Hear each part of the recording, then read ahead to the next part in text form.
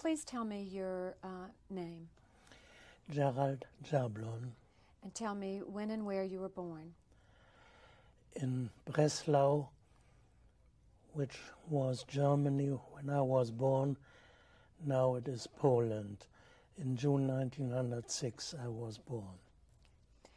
Could you tell me about your family and brothers and sisters? I am an only child. My father was a pharmacist, and my mother was a daughter of a very wealthy merchant. Can you tell me about your education? School through high school and college. Everything, really. Yes. And when you were in school, was it a private school or it was just a public school? No, we're all public schools. When you were growing up and when you were going through school, did you ever experience any anti-Semitism in the schools? Yes, it was. Now, the school, the gymnasium, had about 300 pupils, and about 25 were Jewish, and we noticed quite a bit of anti-Semitism in school. Can you give me an example of what form that took? Well, you just couldn't get close to the Gentile pupils, and the teachers did not show it till after the war, when young teachers came back. You see, during the war, the youngest teacher we had was about 50 years old, and the younger ones, they didn't show it direct, but the way they treated Jewish pupils was very evident that they didn't like them. You're talking about World War I, between World War I yes. and before World War II. Right. So this was the... Well, I left school in 1924. Right. Okay. When you were in the school, did they segregate you? I mean, or the only segregation was boys' schools and girls' schools. Okay, but within the school itself, no. There wasn't any segregation. No. But you felt segregated by virtue of the fact you were Jewish. Right. And your school career came to an end, you just told me, in 1924, and then I went... tell me the reason for it coming to an end.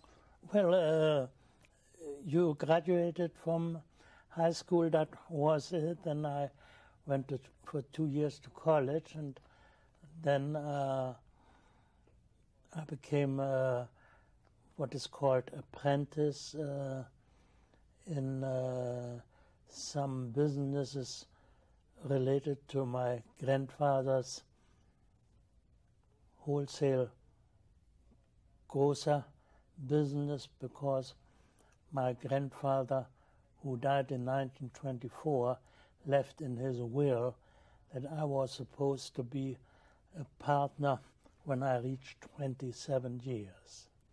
So you completed your education, then started your career. Did you continue to live in Breslau? Well, during my what's called apprentice years, I lived in Hamburg and in London. That's where I learned to speak English, because in school we had Latin, French, and Greek, and no English. With the coming of World War II, or leading up to World War II, can you tell me about your experiences and how your life changed? And well, just a few months before World War II, I was able to leave Germany. But from 1933 till end of 1938, I had to live through the Hitler years, and one thing everybody agreed on was that it could not last 1,000 years. Where everybody was wrong was that it lasted as long as it did last. Now, some people left very early, and I thought maybe I can live through it. My father was a high officer during the First World War, and he claimed nothing is going to happen to me. I, in between, became a partner of a coffee import house in Hamburg, the owner of which was a Frenchman. And I figured nothing is going to happen to me under those circumstances. But the way it worked, one day the director of the bank came in and said, "We like to do business with you, but as long as you have a Jewish partner, we cannot do business with you."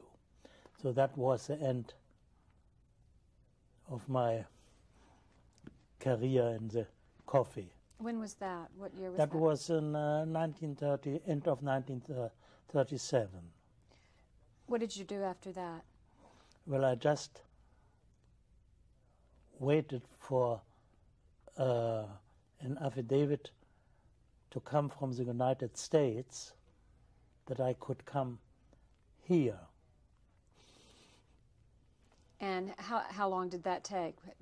Well, in certain things I was lucky.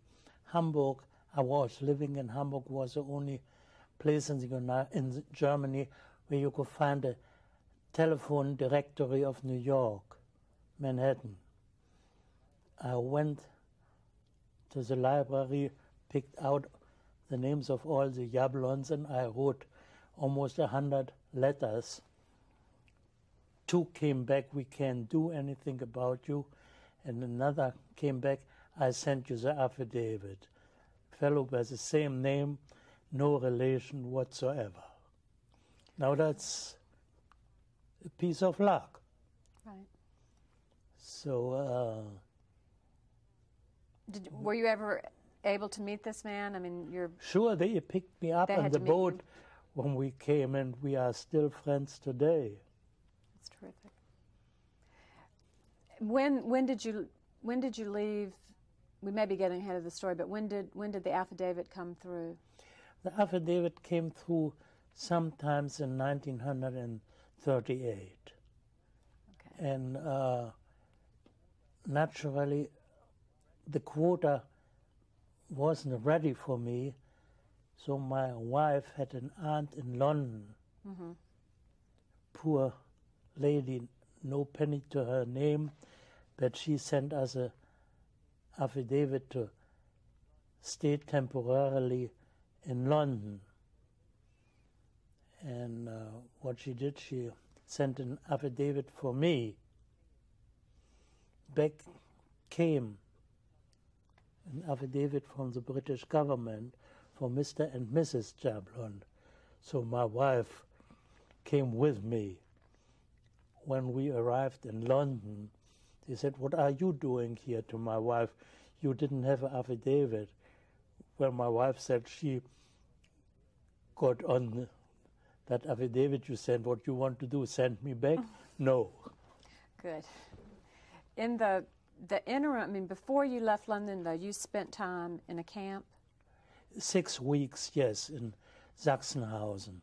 And what were the circumstances of your going into that camp? And tell me about the camp. Well, you remember the Crystal Night? Well, they just picked up anybody they could get hold of, and so they picked me up, and I had to spend 6 weeks there. And I do not know if you get much information like that. The camps were run by inmates, not the Nazis. The Nazis just stood around with their guns and shot anywhere they wanted to. Now, when I came in, my number was 14,000 something. But some of the inmates had numbers between 1 and 100. They were the early birds there, and they were in charge of the ones who came after Crystal Night. Okay.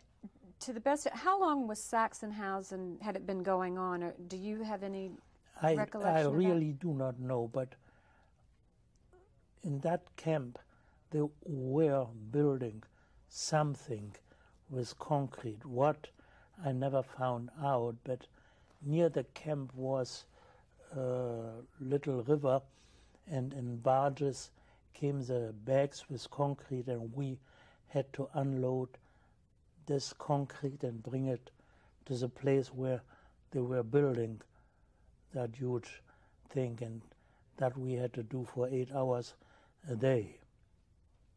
How many people were in the camp with you, do you recall? At least 14,000, 15,000. And had most of these people been gathered up Kristallnacht, or was Right, yes. from all over Germany? Were they? Well, they had Sachsenhausen, Buchenwald, and so many other camps. We mostly came from Hamburg. Prior to going in the camps, was the word out among the people just that these camps existed and that Jews were being rounded up, or were people? Well, we knew where there were camps, but nobody thought, well, it's going to happen to me. So nobody else around you that you immediately knew had gone, I mean, or had been taken? Well, I met some of them in camp. So, I mean, you were there simultaneously, but Yes, nobody... yes. I see. Sure. Okay, so that nobody that you knew had gone prior to Kristallnacht.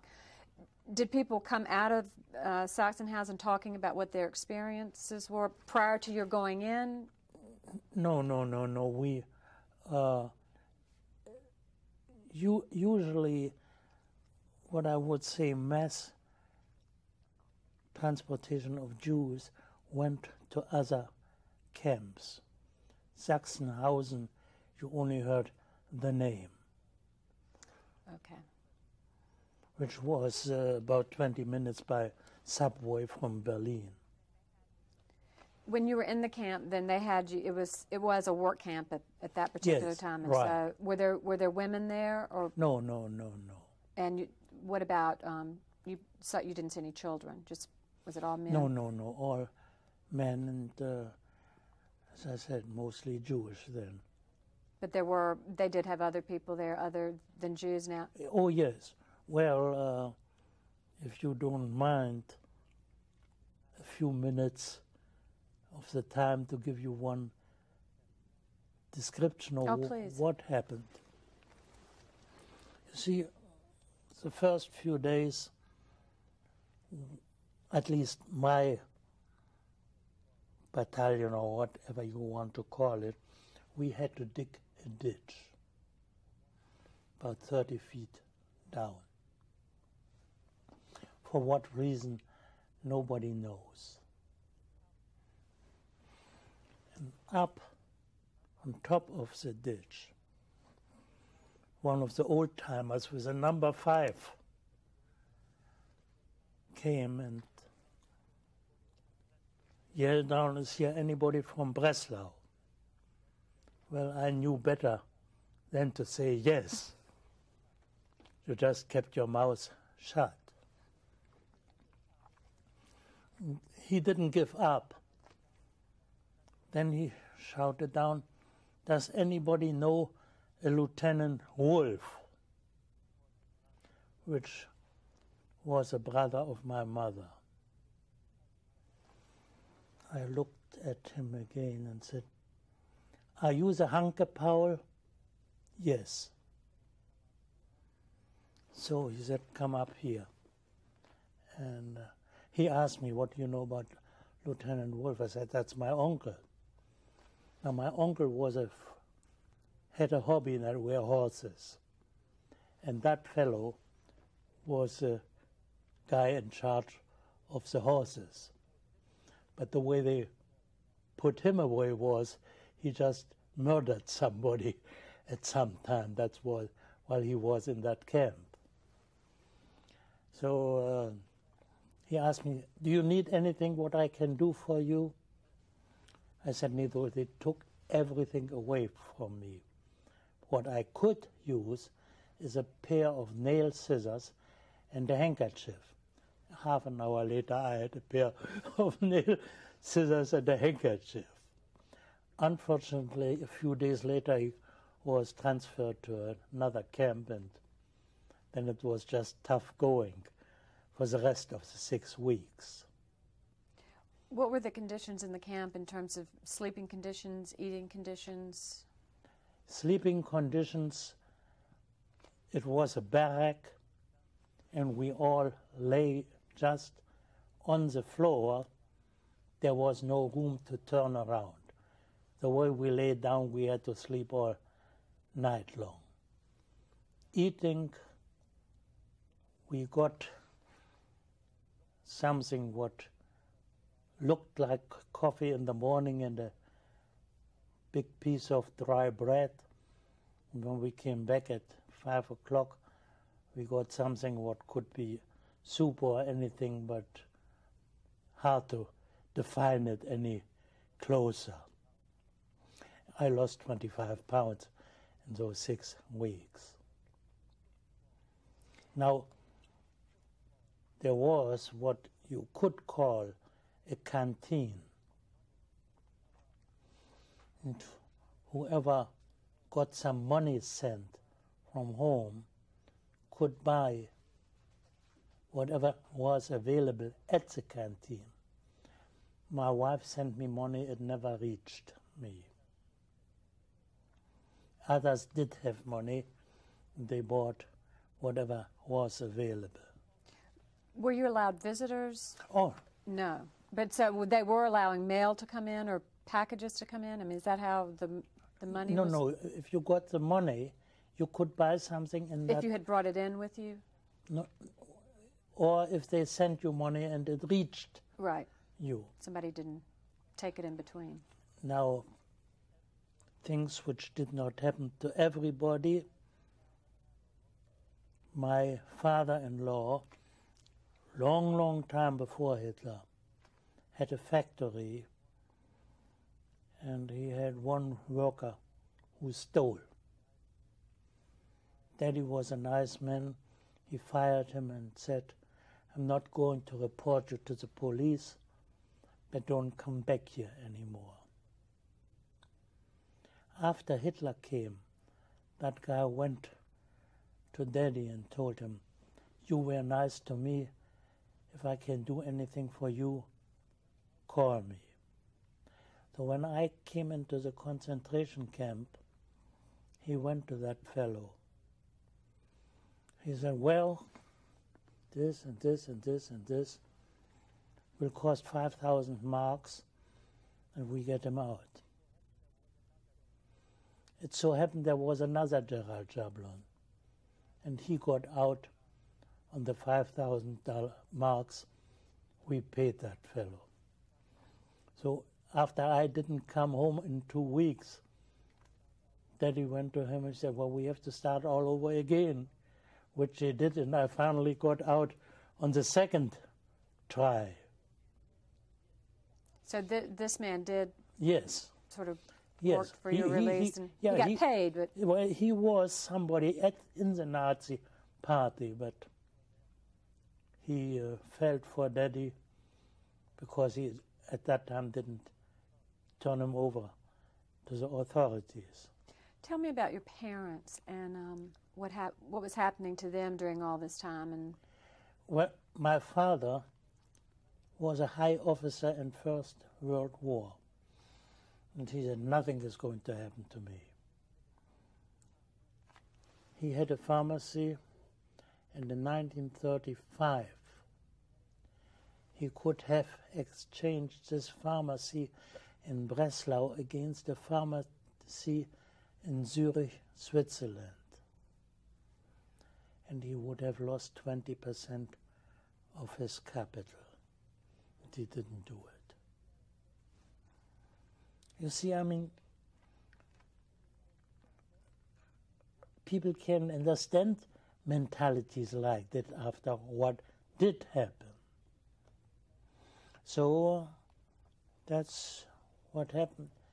He disappeared. First, my parents went to Theresienstadt, and I have records that they were there. But after a certain length of time, nobody knows what did happen. Now, a brother and sister-in-law of my father already disappeared in 1938. And nobody knows what happened to them. And it's just beyond reason. Your father, what you were saying, he was banking on the fact that he'd been a loyal German, yes, sure, and sort of a military hero, but. And he and your mother, they disappeared at the same time, as far as you know? Yes. When was the last time that you were with your family? January 39, a couple of days before we left Germany. So we left. My parents were living in Berlin at that time. We went to Cologne to say goodbye to my wife's parents and off to London. Can you tell me about Kristallnacht, and can you describe what happened Kristallnacht? Well, we lived in a part of Hamburg where we didn't see and hear anything about it because that was downtown. But the next morning at 10 o'clock, a couple of policemen came and checked my desk, every paper, and then said, "Come with us." And that was it. They came to your office? No, to my house. They came to your house. Did you have papers at that time that identified you as a Jew, or how did they know where everybody? Look, everybody knew. Everybody knew everything. See, the German authorities always were very well organized. See, at that time, for 3 years, I had a passport stamped with that big red J in it. So the actual event of Kristallnacht, it happened, and then they came and got you. Yes. Did you ever see downtown Hamburg and see the damage that had been done? No. So you just went straight away? Now, when I came home, there was a bed and a chair in my apartment. Luckily enough, my wife had sent everything to New York already. So when we came to New York, I went to the warehouse and they said, "Well, we sure are lucky to see you. Here is a bill for $250. If it's not paid within 1 week, we are going to auction the stuff off." Did you have the $250? We didn't even have 25 cents. But here is again one of the lucky turns. We went from one committee to another. We have no money. Finally, we went to the Hayas, if you know what that is, Hebrew Immigration Assistance Society. There was an old fellow sitting. He said, "Money we do not have, but we can give you some advice. Did I understand you right, that some relatives of your wife had dealing with the Baron de Hirsch?" "Yes." "Well, on this and this address is a Baron de Hirsch fund. Go there." We went, told our story. The fellow listened and said, well, go back home. You will hear from us. Well, he checked the records and found out that we told him a true story. Back comes a letter, come and see me. We walk in. Here's a check for $250. Pay us back when you can. That's good.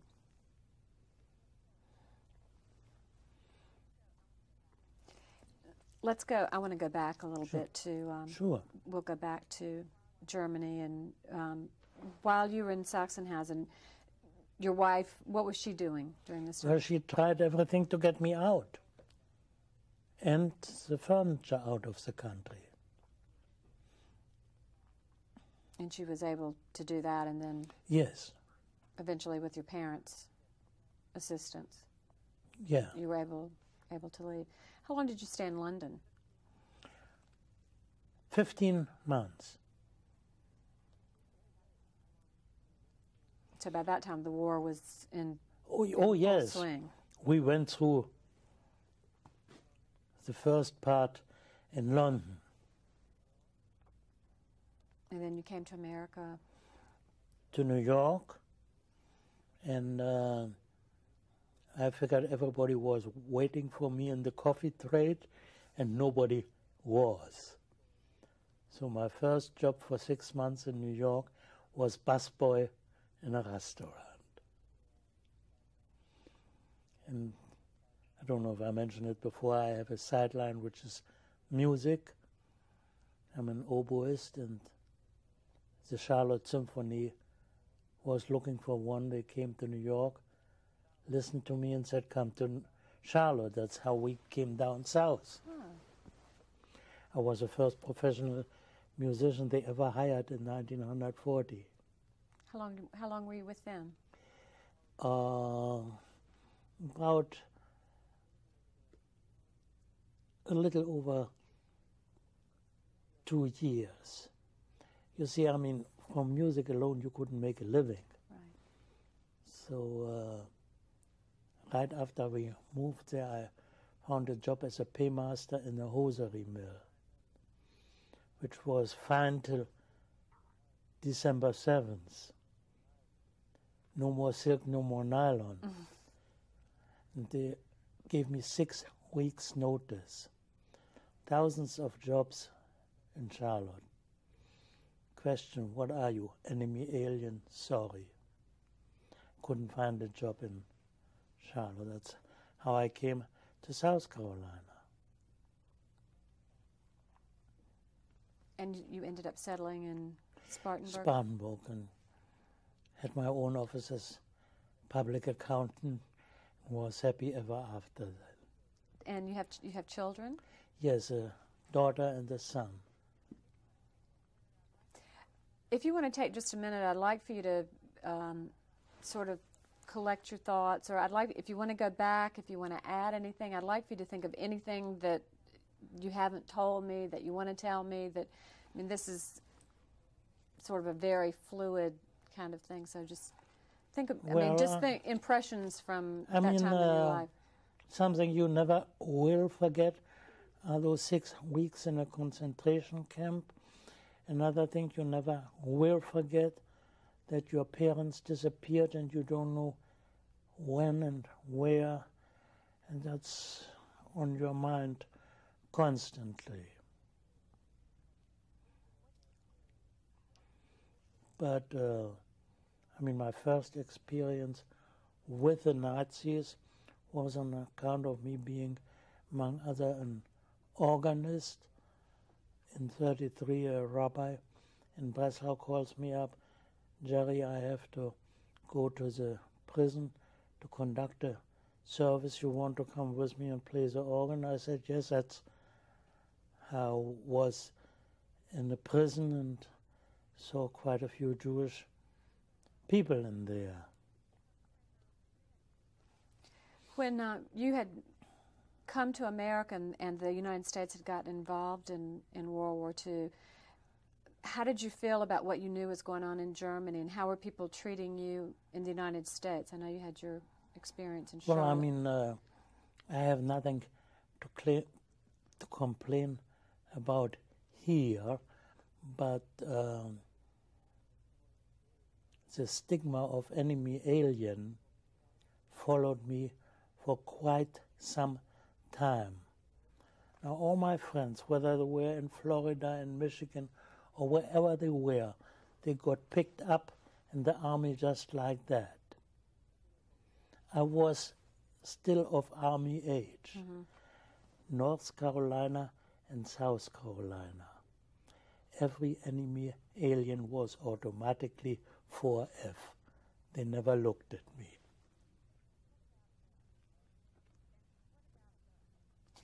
And what about did you have any more news from Germany about the camps, or you didn't know anything else was going on? No. How was that handled in the press in the United States? Was it just not addressed, or? Well, no, it was not addressed. You see, we had, if I remember correctly, certain type of censorship, and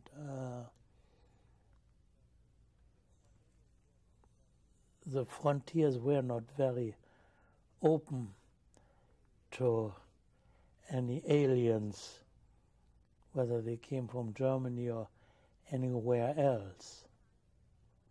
Did you come in contact during the wartime? Did you come in contact with any other fellow Germans or fellow Jews? Oh yes, certainly. You see, living in Spartanburg, we had a military camp, mm-hmm. and we had quite a few German-born soldiers there who were not living in North or South Carolina. So I met quite a few of them, and I didn't know him, but somebody who was made a United States citizen in Spartanburg was kissing her. Oh, I didn't know that. Yeah. It's interesting. But talking about the way German Jews were treated in different countries, in London, they also took them into the army. But they did not put them here and there. Like in the United States, they made a special corps of them. And just after the start of the war in September 1939, if you walked along Oxford Street and in front of you were half a dozen English soldiers in English uniform talking German, I'm telling you. That was a little disconcerting, wasn't Yeah. it? I didn't know that. I didn't realize that. What else Well, can you tell me? I mean, I'm more than happy that I made it here to the United States, and we have 2 wonderful children and 4 wonderful grandchildren.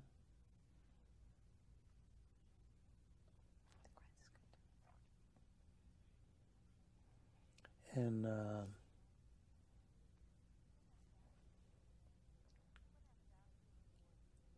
What happened after the war? Did you ever hear from any of your extended family or uncles or aunts or? well, on my father's side, there was quite some family, but they originally settled in 1910 in Czechoslovakia.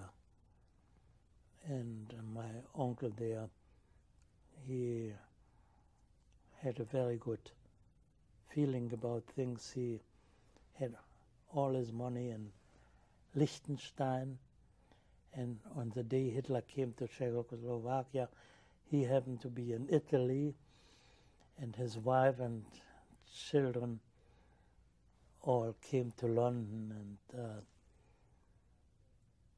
I see my aunt sitting there, and first time in her life, not in a first-class hotel, saying, "Immigration is no pleasure trip." What about other relatives? Well, they are. Well, a sister of my mother was living in Australia, and naturally I never saw her again, but we kept in touch. And that brother of my mother, who was running my grandfather's company, he went to Tasmania. Oh. Now he thought he was a smart aleck. It didn't work out like that. You know, you can become honorary consul of any country if you do it the right way. In Breslau, he became honorary consul of Guatemala. He never had anything to do, but he thought that could save him. But it sure did not. It did not. Can you think of anything else you want to add to this interview? Well, I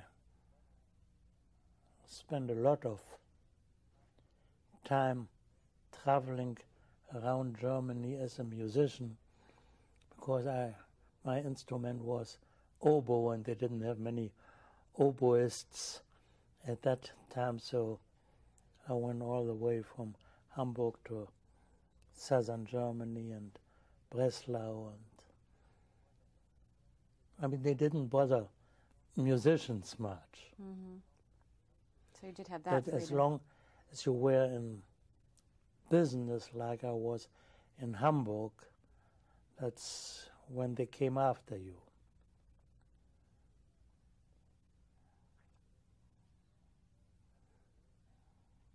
And naturally, we could have had and didn't want to have children in Germany, so we waited till we came here to the United States.